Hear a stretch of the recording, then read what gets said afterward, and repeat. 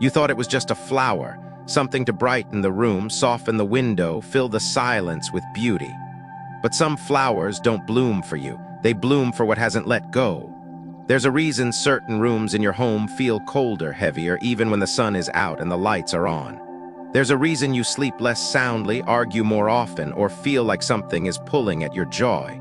Not everything is about what you did or didn't do. Sometimes it's what you've unknowingly invited in. Behind soft petals and sweet fragrances, certain flowers carry energetic weight, grief that's not yours, memories that aren't yours, and spirits that were never meant to stay. These aren't myths from faraway places. These are patterns seen in real homes across generations. Families who move into a beautiful house and slowly lose their spark. Elders who fall into sudden sadness. Children who start waking up crying at the same hour. Every night it doesn't start loud, it starts small. A shift in mood, a tension in the air, a sense that something's off. The flowers you grow or leave untouched can act like open doors to energy, to memory, to spirits that seek warmth but leave behind cold. In this video, we'll uncover 11 flowers that may be draining your space. Not all beauty heals, and not all stillness means peace. Some stillness holds grief in its roots and regret in its scent. Before you rearrange the furniture or blame the season or yourself, look closer at the things that never move. Look at what you've kept near the heart of your home without ever asking why. Because what you grow might be growing a story you don't want to live in. Part 1: When a flower makes a room feel colder. Number 1, Angel's Trumpet. There's a kind of beauty that's almost dangerous. It doesn't shout, it doesn't demand.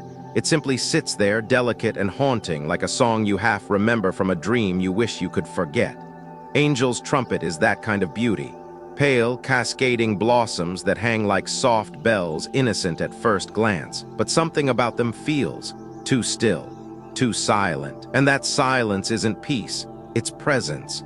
If you've ever had a room in your house that just feels heavy no matter how clean it is, if you've ever walked into a space and felt like someone else had just been there, though no one had, this flower might already be part of your story. Angel's Trumpet has been admired for generations, but beneath that admiration is a history no one talks about. Its fragrance is rich, dreamlike, almost hypnotic, but the very scent that draws you in is what's believed to draw in something else. Something you didn't invite, something that doesn't leave. In homes across the country, this plant is often grown near porches or bedroom windows, placed with care, never questioned. Yet homeowners later report a subtle but persistent shift, restless sleep, tension between people who once connected effortlessly, a strange emotional fatigue that lingers like a fog. It doesn't break things. It bends them quietly, slowly, until the air in the room feels different, until joy takes more effort, until silence isn't just silence, it's weight. Energetically, Angel's Trumpet is considered heavy, so heavy it dampens protective energy fields and invites the kind of stillness that drains rather than soothes. Not all stillness is spiritual. Some is stuck. And in this case, that stillness seems to wrap around the people who live with it. Have you ever noticed how some arguments start out of nowhere, how smiles become shorter, how meals feel more like routines than connection? That's what stuck energy does. And some plants, as quiet as they are, carry more of that than we realize. But there's more than just the emotional and energetic presence. This flower is physically toxic. Every part, leaves, stems, blooms, is poisonous if ingested. Its scent alone in a closed room can cause confusion, dizziness, even hallucinations. And if it's near where your children play or where your pets rest, that danger isn't poetic, it's real. Beauty that harms is the most deceptive kind, because by the time you notice, something's already shifted. There's a house I once visited, neat, bright, seemingly calm. The couple living there were kind, welcoming, but something about the home felt muted. They couldn't put their finger on it. He felt tired all the time. She said the bedroom made her feel anxious, though nothing had happened there. And right outside their bedroom window, a large Angel's Trumpet, blooming year-round, sweet and silent. They never thought to question it. Why would they? It was beautiful. But when they decided to move the plant just to the edge of the yard away from windows, they both noticed the air began to feel lighter. The heaviness didn't vanish overnight, but the fog began to lift. I'm not saying this flower is evil, I'm saying it's powerful. And power, when placed in the wrong part of a home, creates imbalance. Sometimes all it takes is a shift in placement, a bit of distance, to invite clarity back in. If you have angel's trumpet near your doors, windows, or anywhere sacred, consider moving it. Not in fear, but in awareness. Place it farther out in the yard where its energy won't linger near the spaces you rest, laugh, or dream. Every home has its heartbeat. Every room holds memory. And every object you place, plant or picture, light or scent, either amplifies your peace or interrupts it. Angel's trumpet may be beautiful, but some beauty, if left too close for too long, becomes a veil. It filters light. It thickens silence. It creates a stillness that's not serene, but stagnant. So ask yourself, is there a flower in your garden that makes your home look alive, but feel a little less like home? Then maybe it's not a question of beauty, but of belonging. Because not everything lovely is meant to live at the center of your life. Some things bloom better from a distance. Number 2, black rose. There's something captivating about a black rose. It doesn't beg for attention like its red or pink cousins. It doesn't scream romance or celebration. It stands quietly, almost solemnly, in its dark elegance. And maybe that's why so many people fall in love with it, because it feels rare, mature, mysterious. But sometimes the most mysterious things in your home aren't just decoration. They are vessels. Vessels for emotion, for silence, for energy that never quite clears. And the black rose is a collector. Many people grow black roses believing they symbolize strength, rebirth, or elegance. But what they don't realize is that in many spiritual traditions, black flowers, especially roses, are associated not with beginnings, but with endings that haven't found closure. They are linked to grief, isolation, and emotional residue. Not in a loud, dramatic way, but in a slow, quiet one. The kind of energy that dims over time rather than explodes all at once. If you've ever felt like your home is clean but heavy, organized but emotionally distant, like you're doing all the right things but something still feels missing, this flower may be part of that invisible equation. Energetically, the black rose doesn't reflect, it absorbs. It takes in emotion. It takes in silence. It pulls things inward into stillness. That can be powerful, even useful, in a sacred space meant for reflection. But when kept in places meant for connection, like your bedroom, your living room, or the space where your family gathers, it can begin to dull the natural emotional rhythms of a home. You might notice more long silences between loved ones, small irritations that seem to build from nowhere, a gradual emotional distance, a quiet coldness that settles between people who used to laugh more, hug more, or simply feel more. One woman once told me she had a black rose bush growing just outside her kitchen window. She loved it, said it made her feel strong. But over time, she started noticing that her mornings felt muted. Her husband grew more withdrawn. Her children spent less time in the kitchen. And she, though she wouldn't admit it at first, felt like she was always on the edge of a fog, not sadness exactly, just flatness. When she finally moved the plant to a more distant part of the yard, she said it felt like opening a window she hadn't realized was shut. This isn't magic, it's energy. Just as some objects in your home lift you, others hold weight. And the black rose, beautiful as it is, holds a particular kind of weight. It carries memory. Sometimes memory that isn't even yours. If you've ever been in a home that felt frozen in time, where the air seemed to hold too many unsaid things, that's the energy this flower resonates with. Physically, the flower is safe, but emotionally and energetically, it's dense. That density is not inherently bad. It's just not meant to sit at the center of your everyday life. Think of it like a deep, reflective pool, peaceful, yes, but also still, unmoving. And too much stillness in a living space can become emotional stagnation. When there's no movement, there's no flow. And when there's no flow, there's no renewal. If you're drawn to the black rose, you don't have to get rid of it, but be intentional about where it lives. Let it stand watch in a quiet part of the garden. Use it as a symbol of transformation or remembrance, not as a daily centerpiece. Because if placed too close to your emotional core, your bedroom, your kitchen, your gathering space, it may begin to absorb more than just light. It may begin to pull at connection, at warmth, at the subtle vibrations that make a house feel like home. The black rose is not your enemy, but it is a mirror, and sometimes what it reflects is the beauty of sorrow, the kind that needs to be honored but not hosted. Ask yourself this: have the people in your home grown quieter? Have your relationships felt colder, your thoughts heavier, your joy more fleeting? Then look not just at the people, look at the still things, the things that don't move but hold presence, because sometimes presence isn't peace, it's weight. And if there's a flower by your window that no longer uplifts you, but you can't seem to let it go, ask yourself what part of you it might be reflecting, or protecting, or absorbing. Because what we keep close to our heart eventually echoes through everything we touch. Number 3, Plumeria. There's a kind of quiet that doesn't comfort, it suffocates. A kind of calm that feels more like something has stopped than something has settled. Plumeria is often mistaken for peace. Its soft, curved petals and gentle fragrance seem like the very definition of serenity. People place it near bedrooms, porches, meditation corners, spaces where they want to breathe, rest, feel whole again. But over time, something shifts. Not dramatically, but undeniably. The space becomes too still, not peaceful, just paused. If you've ever felt like the air in your home is just too quiet, like conversations don't flow the same way, motivation feels blunted, or joy has turned into something you have to remember instead of feel, then Plumeria might be at the center of it. It doesn't attack. It doesn't drain. What it does is hold things in place.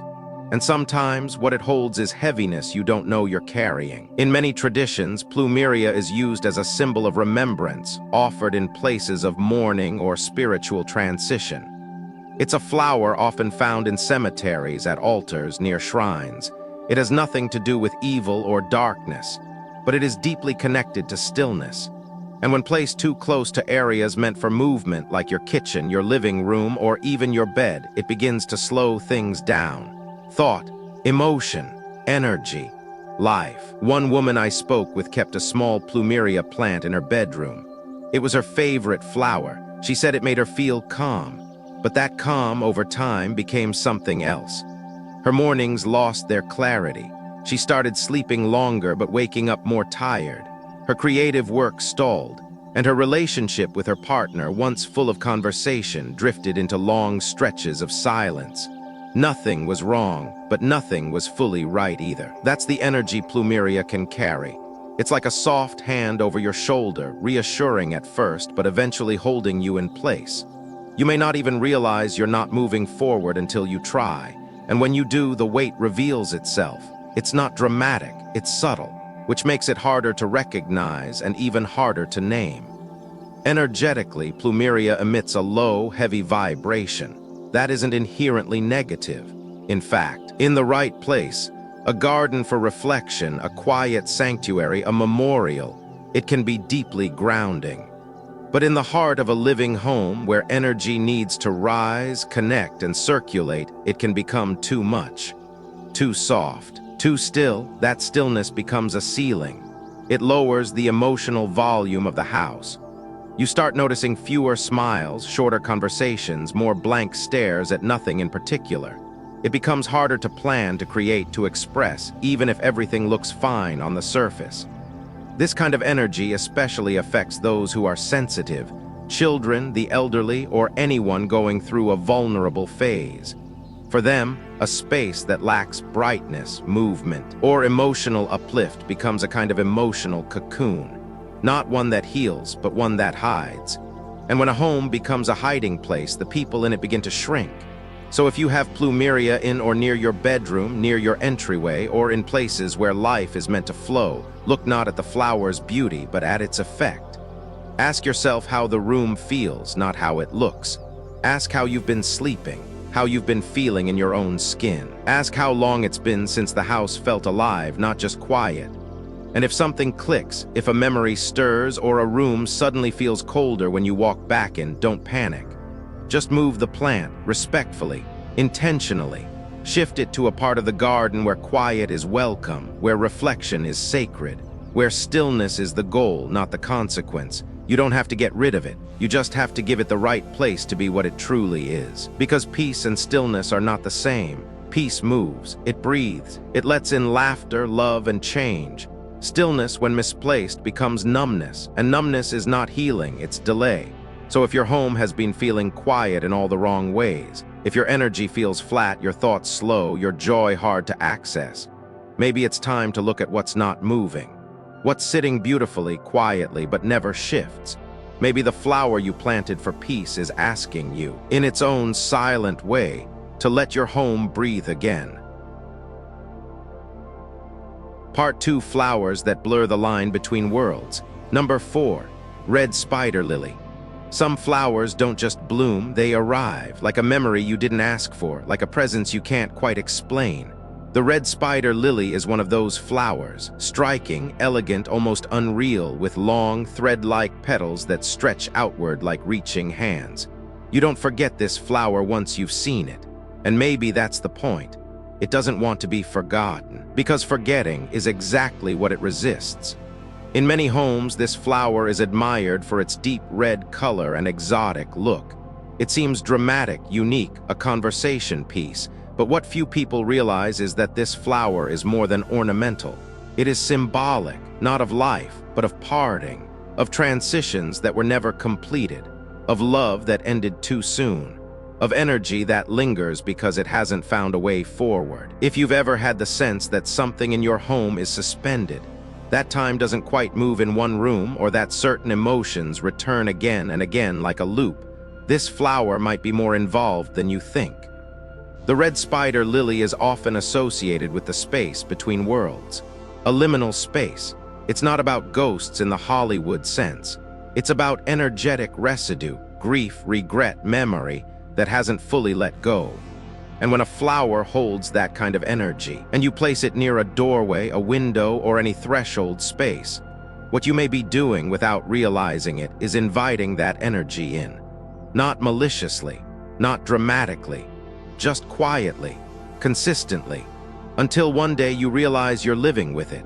People who live near these flowers often describe recurring dreams, strange restlessness, arguments that start with no clear reason, or a subtle fog that seems to wrap around their thoughts. It doesn't hit like a storm, it hums like a background noise. And the most unnerving part is you get used to it, you adjust, until someone visits and says, "Why does this room feel so heavy?"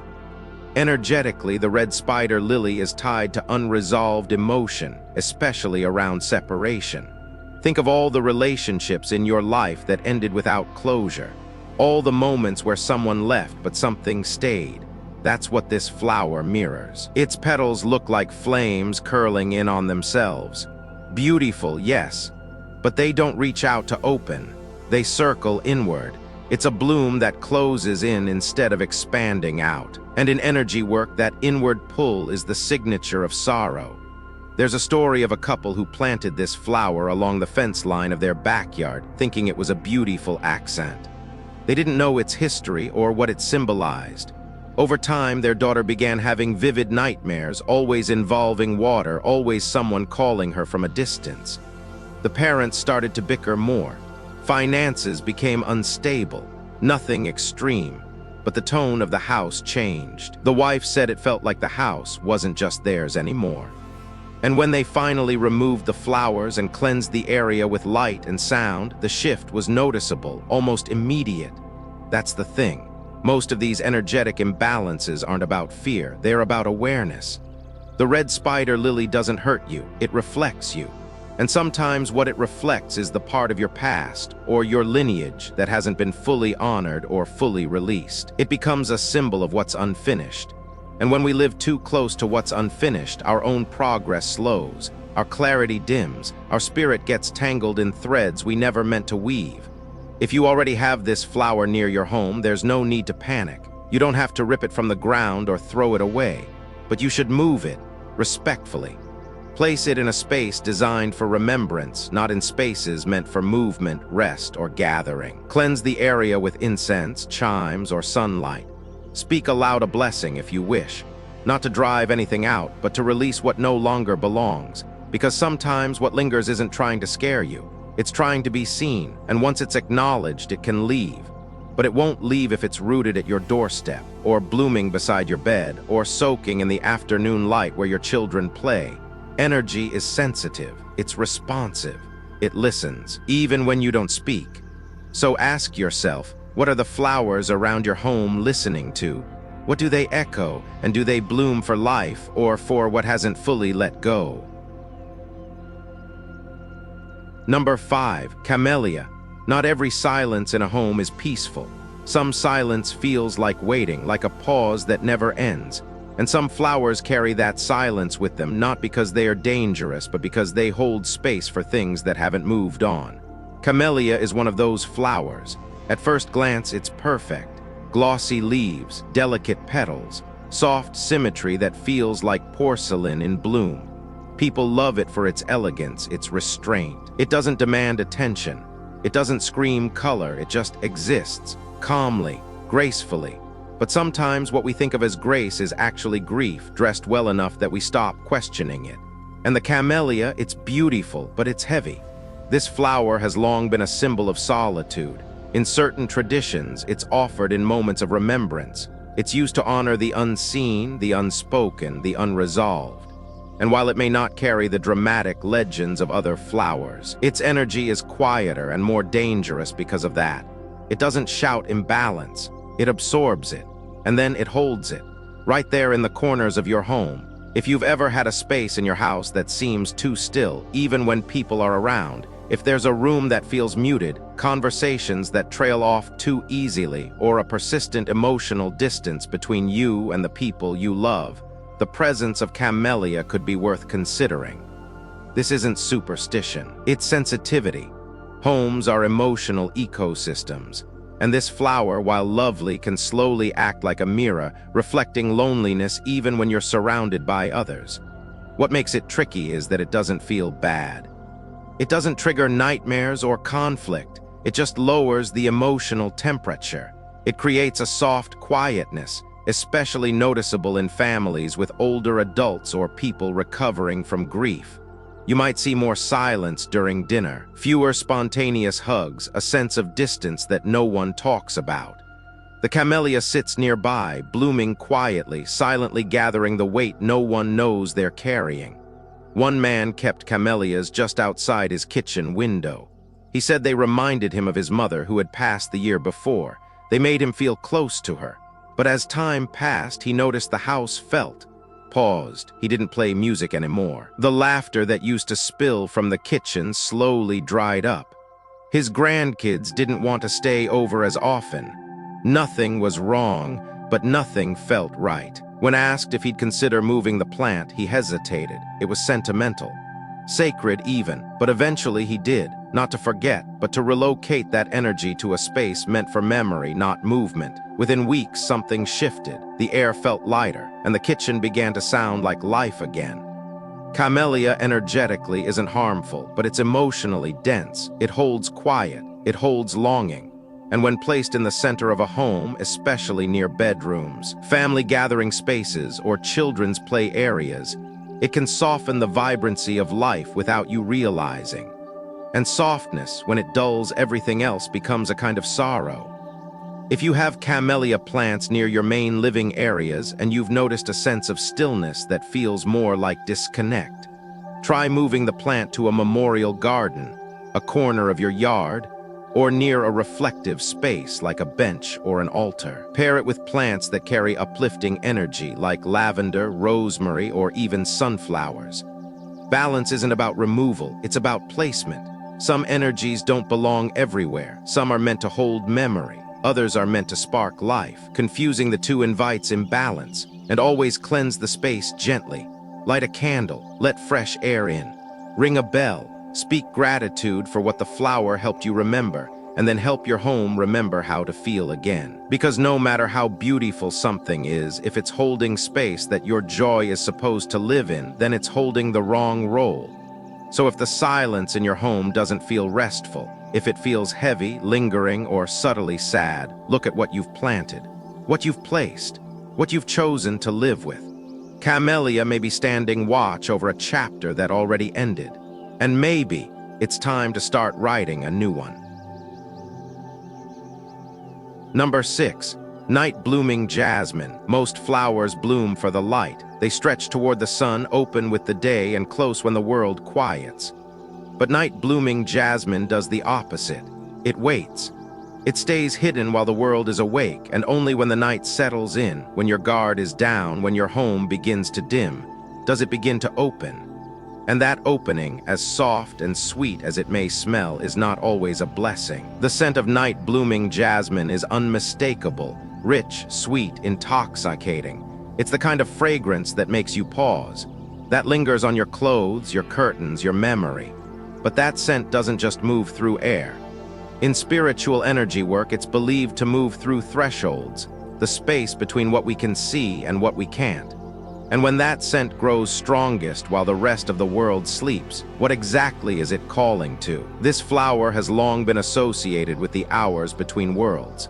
In folklore and energy philosophy, nighttime is not just when we rest, it's when the boundaries are thinnest. Dreams come, energy shifts, the house exhales, and if your home is not protected, that sweet scent may act like an invitation, not to evil, but to interruption, to presence, to energy that doesn't belong. Families who plant night-blooming jasmine near bedrooms, doorways, or windows often report subtle but persistent disturbances. Restlessness during sleep, dreams that feel too vivid, children waking up afraid, pets behaving oddly near the plant, or a sense of being watched, especially around 3 a.m. It's not fear exactly, it's awareness. The air in the room doesn't feel unsafe, but it doesn't feel empty either. And that feeling, once it starts, is hard to forget. This flower isn't negative by nature, but it is energetically charged. It's a signal, a calling, and depending on where and how you plant it, that calling may invite in more than you intended. For highly sensitive people, empaths, healers, people going through transitions or grief, this can be especially intense. The line between intuition and anxiety blurs, thoughts become clouded, sleep becomes lighter, and the peace your home is meant to provide feels just slightly out of reach. I once spoke to a woman who kept night-blooming jasmine in her backyard, right under the window of her reading room. She loved its smell, said it reminded her of summer nights as a child. But she also admitted that after moving into the house, she stopped sleeping through the night. Her dreams grew strange. Her husband began waking up disoriented. Their dog, who used to sleep peacefully, started pacing every evening after dusk. They didn't think much of it until they traveled for a week. The first full nights of sleep in months. That's when she realized peace hadn't left them. It had just been put on pause by something blooming too close. If you have night-blooming jasmine near your windows, bedrooms, or high-traffic nighttime spaces, consider moving it further from the home's energetic core. Place it near a fence line or at the back of your yard, somewhere the scent can still reach you but not saturate the most sensitive places in your home. And when you trim it or tend to it, do so with intention. Clear the space around it with light, sound, or smoke, whatever makes you feel clear, steady, protected. Because fragrance is a language, and in the language of energy, sweetness isn't always safe. Some flowers whisper gently, but not to you. They whisper to what lingers, to what wants warmth but not responsibility. And while your home should always be open to love, it should never be open to anything that drains your rest. So ask yourself this: do you feel safe in your bedroom after midnight? Are your dreams peaceful? Do your children sleep deeply? Or does the night bring a weight that has no name, no shape, just presence? Sometimes what disturbs your peace isn't loud. It's beautiful, sweet, soft, like a scent that arrives only when the rest of the world sleeps. And maybe, just maybe, that scent isn't coming for you, it's coming through you. Part 3: Flowers that hold you back without a sound. Number 7. Mimosa, touch me not. Some energy doesn't shout or stir the air, it just folds into itself quietly, invisibly, like a door you thought was open until you reached for it. Mimosa, or touch me not, is that kind of energy. At first glance, it's charming. A small, fern-like plant with delicate leaves that fold at the slightest touch. Children play with it. Gardeners admire its sensitivity, but that sensitivity, what we often call cute, carries a deeper message. One that says, not now, not here, not you. The moment you touch a mimosa, it retreats, not violently, not aggressively, just away. And when a plant responds like that, it isn't just reacting to your presence. It's teaching you something about the energy it holds. Energy that closes, that pulls back, that doesn't trust movement or invitation. When placed in a home, especially near entryways, decision-making areas, or spaces of personal growth, mimosa begins to shift the atmosphere, not dramatically, but effectively. People often report feeling stuck when this plant is near. Not blocked in a big, obvious way, just consistently unable to move forward. Like standing on the edge of momentum and never quite stepping in. You might feel mentally foggy, unmotivated, or hesitant to start something new. Ideas arise but go nowhere. Conversations begin but trail off. And before long, you're left wondering why everything feels paused. Safe but stagnant, still but not peaceful. Mimosa reflects that energy. It mirrors hesitation. When you keep it near the heart of your home, it doesn't just sit in the soil, it seeps into the atmosphere. Especially in homes where people already tend to overthink, second-guess, or carry anxiety, this flower amplifies that frequency. Not because it's negative, but because it's protective. And sometimes protection taken too far becomes paralysis.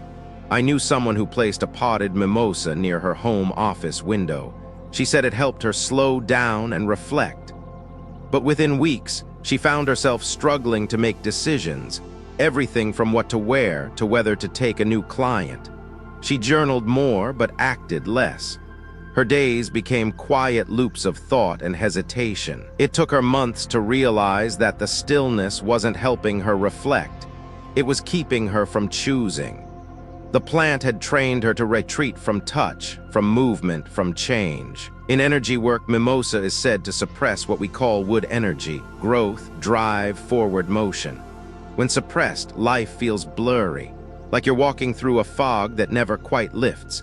And in a house where growth and momentum are essential to joy, relationship, and purpose, that fog becomes more than inconvenience, it becomes identity. You stop trying, you start adapting to being almost rested, almost clear, almost ready. If you've been feeling that way, always on the verge but never quite arriving, it might be time to look at what lives near your front door, your workspace, or your favorite chair.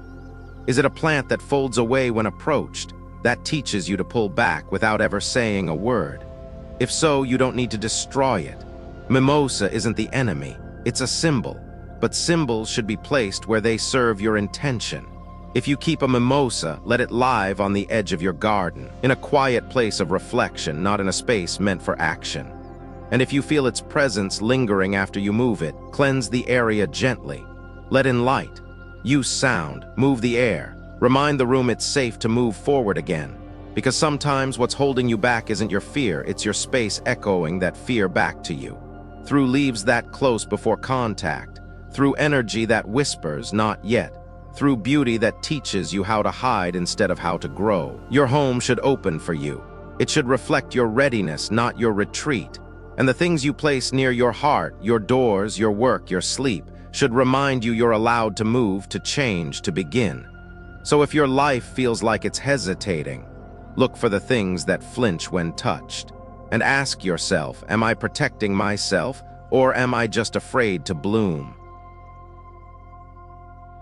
Number 8, poppy. There are certain kinds of beauty that don't brighten a space, they soften it. Not in a gentle, healing way, but in a way that dulls the edge of your awareness. That's what the poppy does. Delicate, colorful, almost weightless, it looks like joy. A symbol of sleep, surrender, and quiet. But when placed too close to your life, the energy it carries doesn't soothe. It sedates.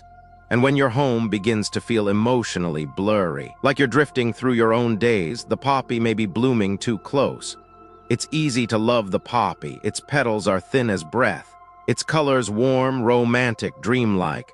But that dreamlike feeling is no accident. For centuries, this flower has been associated with forgetfulness, with sleep, with escape.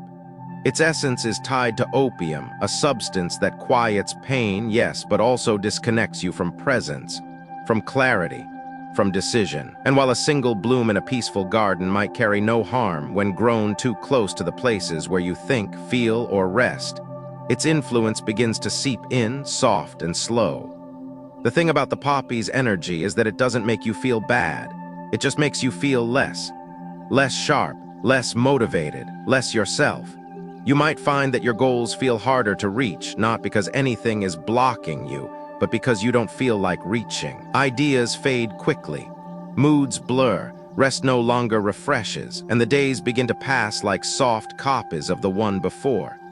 This flower carries a heavy yin energy, one that invites release, retreat, withdrawal. That energy can be healing in the right context. A garden of grief, a space of surrender, a corner where letting go is the goal.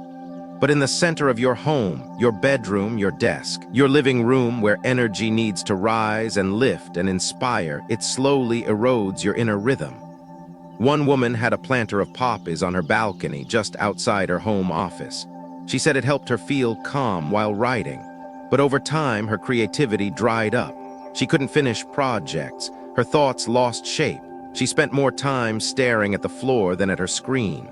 She wasn't sad, she was just still. When she finally moved the planter and brought in something more vibrant, more active, like rosemary and basil, she described the shift like waking up after a long nap she didn't realize she'd been in. That's the danger with poppy energy. You don't know it's numbing you until you try to move and realize your clarity has gone quiet. If your home feels too quiet lately, not peaceful but subdued, if your focus has dulled, your emotions feel distant, and your sleep leaves you more tired than refreshed, it may be time to look around. To notice what's growing too close. Is it something beautiful but dream-heavy? Something that seems gentle but makes you slower, less alive? You don't need to discard it. Poppies aren't bad. They are sacred even, but sacred things need sacred placement. Honor the poppy for what it is, an agent of surrender, a guide through endings, but don't ask it to stand where growth needs to happen. Move it away from decision points. Keep it far from your bed, your mirror, your workspace. And if you feel like its energy still lingers, clear the air with light and movement. Burn a candle, ring a bell, let the windows open and let your mind breathe again. Because numbness doesn't always come with warning. Sometimes it arrives with petals, soft and glowing. Sometimes it smells like calm, looks like peace, but feels like pause. And if your life has been on pause too long, ask yourself, am I resting or am I fading? What did I plant that invited this drift? What beautiful thing have I placed too close to where I need to live? Because beauty is powerful, but not all beauty is meant to live beside your heartbeat. Number 9, chrysanthemum, golden or black. Some flowers don't ask for space, they take it, silently, elegantly, without chaos or demand. They don't knock on the door of your attention, they just stay and stay. And before long, their presence becomes a quiet anchor, keeping you in a chapter you were meant to close. The chrysanthemum, especially in golden or deep black shades, is one of those flowers. It's a symbol of longevity, of tradition, of honoring what came before. That sounds beautiful, and it is. But what happens when what came before still lingers too loudly in the now? What happens when your home, meant to be a space of renewal, starts echoing memories, roles, identities that no longer serve the person you're becoming? Golden chrysanthemums are often gifted in times of celebration, but energetically they carry a heaviness that few acknowledge. They symbolize dignity, yes, but also the weight of duty, of legacy. And when placed near doorways, kitchens, or central living areas, they subtly reinforce the idea of keeping things as they are. Not out of fear, but out of habit. And habit left unchecked becomes stagnation wrapped in good intentions. Black chrysanthemums are even deeper, rarer, often associated with endings, solemnity, or unresolved grief. Their energy doesn't ask questions, it holds answers you may not be ready to hear. And when they live too close to your emotional center, they don't comfort you, they contain you, quietly, completely. I once visited a home where an elderly woman kept a vase of dried golden chrysanthemums on her fireplace. They had been there for 5 years, untouched, unmoved. When I asked her why, she said they were from her retirement party. "They remind me who I used to be," she whispered. The room was spotless but hollow. like joy had left respectfully years ago and the flowers had held its place. Energetically, chrysanthemums preserve, but preservation is not always healing. Sometimes what we preserve ends up preserving us in return, freezing us in roles, memories, or griefs that are no longer meant to guide us. And the home begins to feel more like a shrine than a sanctuary. Have you ever walked into a room in your house and felt stuck, not sad, not angry, just frozen, like time doesn't move there? Like you're visiting someone else's life even though it's your own. That's the kind of energy this flower can feed, especially when dried. Especially when kept out of sentiment, not love. And yet this isn't a flower of malice, it's a flower of memory, which is why it must be placed with care. If you keep chrysanthemums, let them honor what is, not what was. Place them in a reflection space, a shelf of photos, a corner that holds memory intentionally, not casually. Let them remind you but not define you. And if you've kept golden or black chrysanthemums for too long, especially dried ones, notice what parts of your life have also stopped growing. Are there habits you can't break? Dreams you can't revisit? Roles you can't shed? Maybe it's not just you. Maybe the space around you has been instructed to hold on by a flower that never learned how to let go.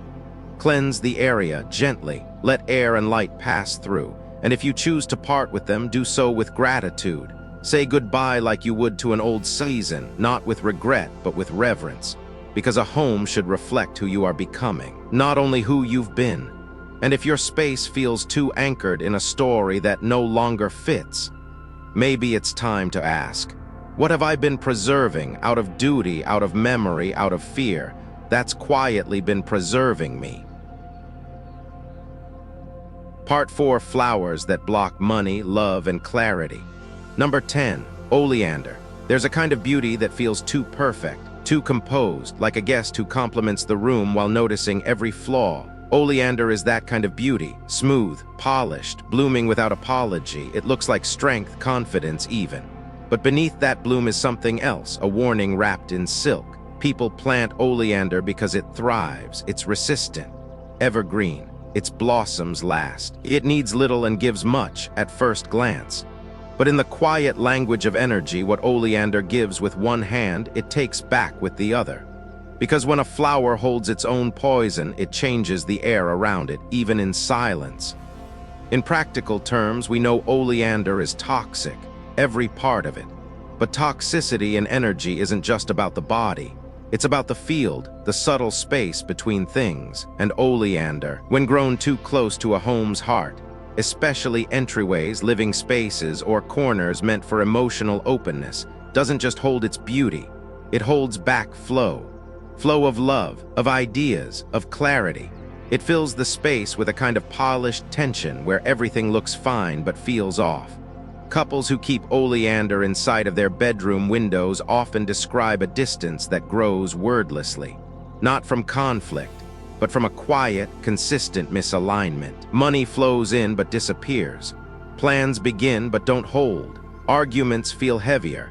Love feels conditional, and clarity, the kind that helps you speak up, make decisions, move forward, starts to feel like something outside the glass, just out of reach.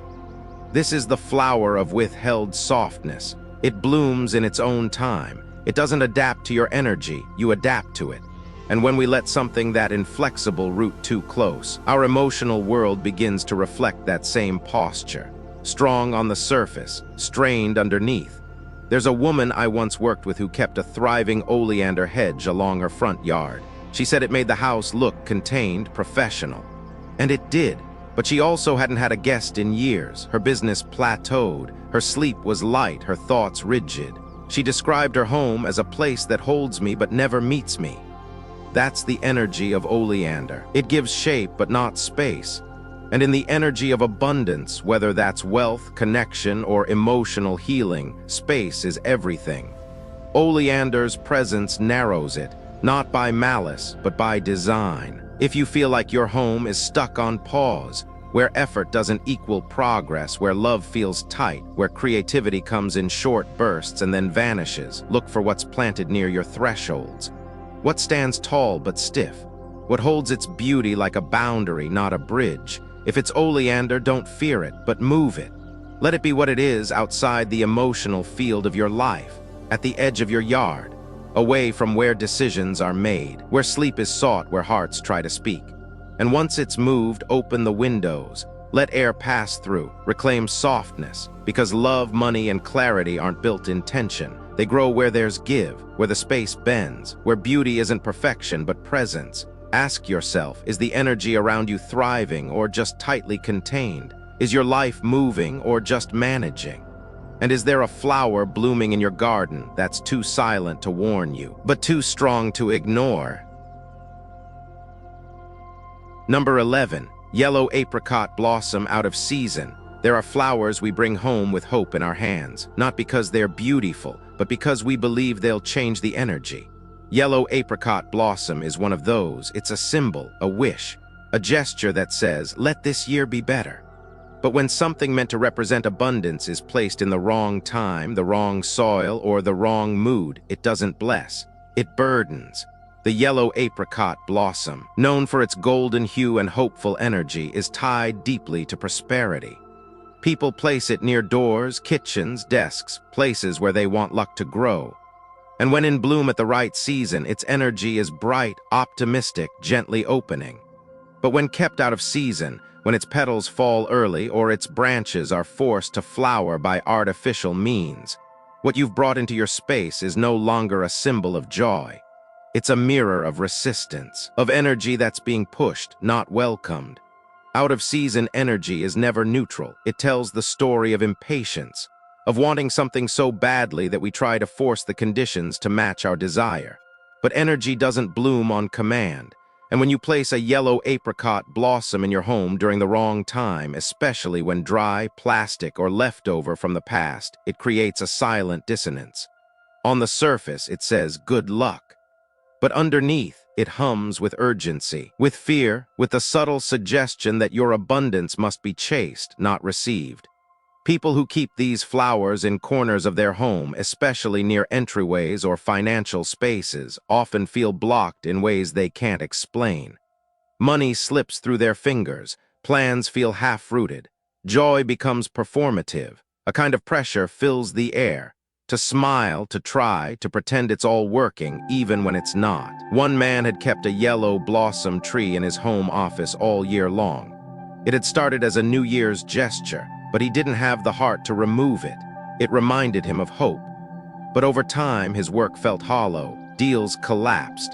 He was exhausted without knowing why. It feels like I'm chasing something that keeps moving further, he said. And when he finally cleared the space, replacing the flower with something in season, something living, the air shifted. Not magically, but honestly, the pressure lifted. The room felt real again. The truth is, abundance doesn't bloom from symbols alone. It blooms from alignment, from timing, from letting energy arrive, not from pretending it's already here. When you keep out-of-season blossoms in your home, especially ones with strong cultural or emotional weight, you unknowingly declare, I'm not where I want to be, but I'm acting like I am. And that dissonance, repeated daily, drains your spirit.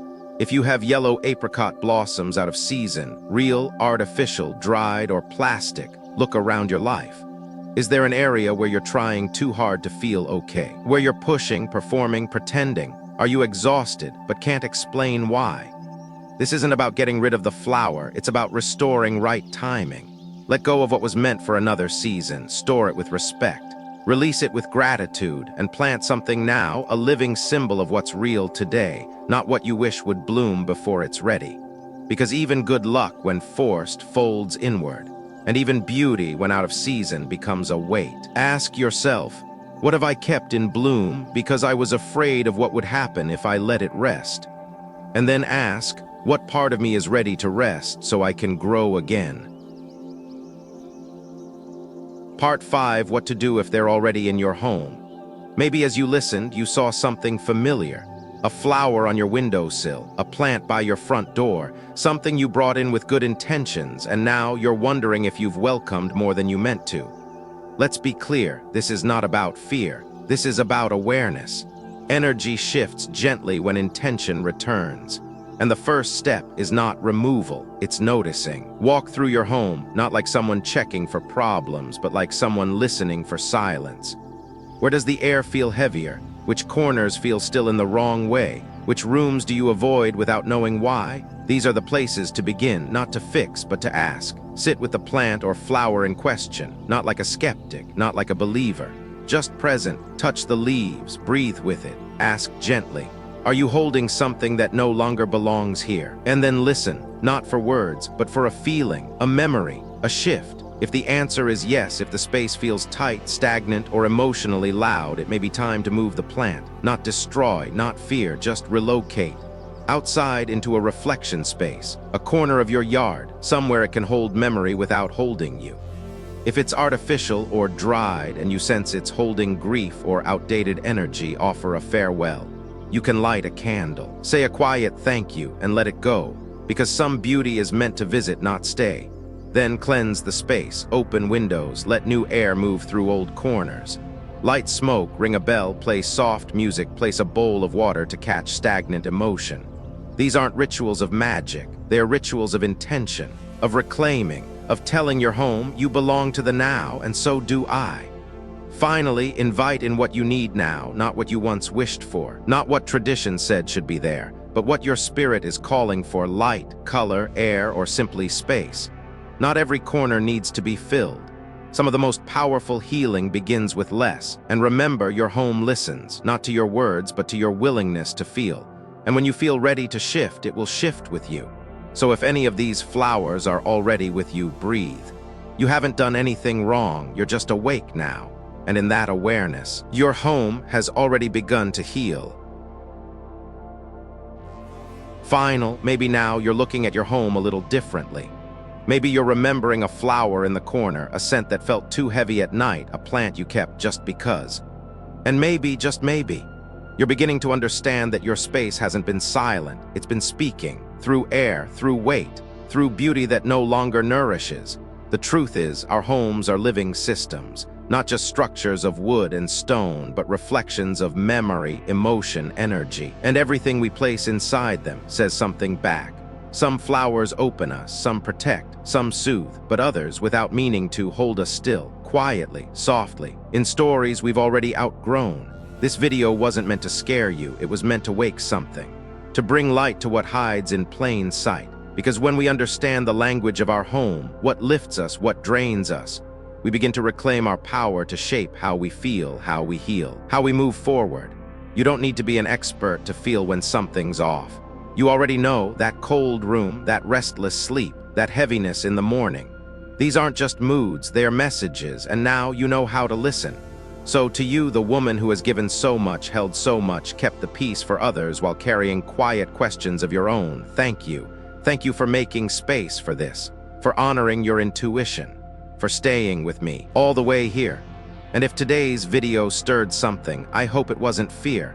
I hope it was permission to release what no longer fits, to choose what supports you now, and to remember that beauty isn't always healing, but healing is always beautiful when it's yours. From my heart to yours, may your home become lighter. May your nights grow softer. May what you grow finally grow with you. Thank you for watching.